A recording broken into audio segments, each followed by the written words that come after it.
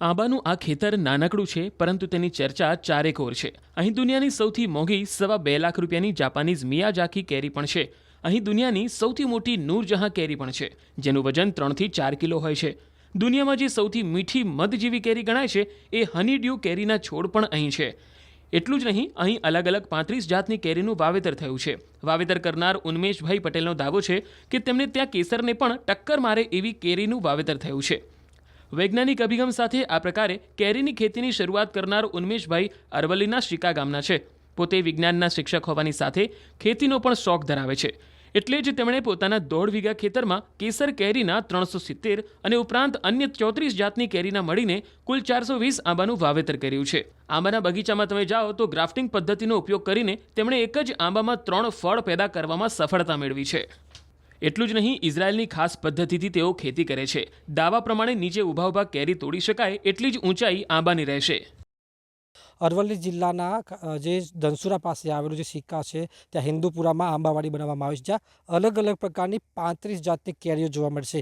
કેરીના રસિકો માટે ખૂબ સારા સમાચાર છે. તમને દ્રશ્યો બતાવીશ કે કેરીઓને જો વિકાસ થઈ રહ્યો છે તે પ્રકારે આપ દ્રશ્યો પર જોઈ શકો છો કે અહીં અલગ અલગ 35 જાતના દેશ વિદેશમાંથી લાવેલા છોડો સાથે જ 1.5 વીઘામાં 400 ઉપરાંત છોડ અહીં વાવવામાં આવ્યા છે. ખાસ કરીને સૌથી મોંઘી કેરી કે જેનું નામ છે જાપાનીઝ મિયાઝાકી, જેનું પણ અહીં પ્લાન્ટેશન કરવામાં આવ્યું છે. સાથે જ સૌથી મોટી કેરી કે જેનું નામ છે નૂરજહાં, કે જે મૂળ અફઘાનિસ્તાનની છે. એટલે કે આ પ્રકારના જે છોડો અહીં લાવવામાં આવે છે.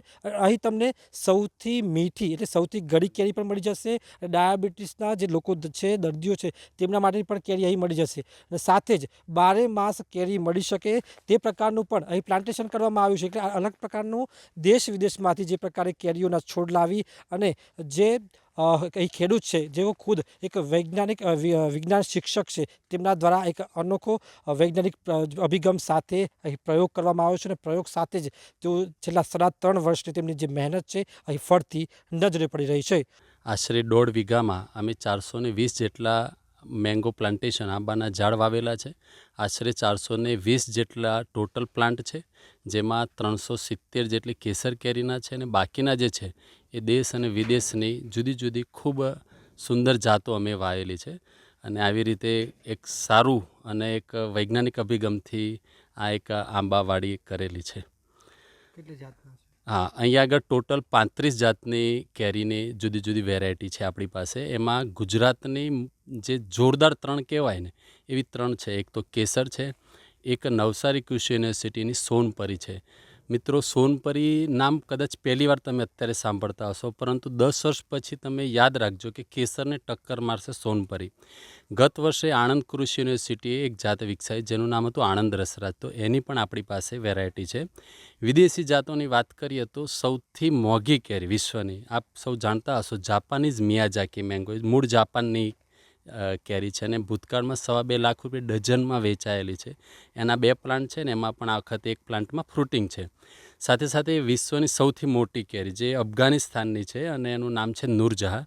તો નૂરજહાંની પણ એક આપણી પાસે પ્લાન્ટ છે. સૌથી ગળી કેરી હનીડ્યુ, હની એટલે મધ જેવી ગળી કેરી, એનો પણ આપણી પાસે પ્લાન્ટ છે.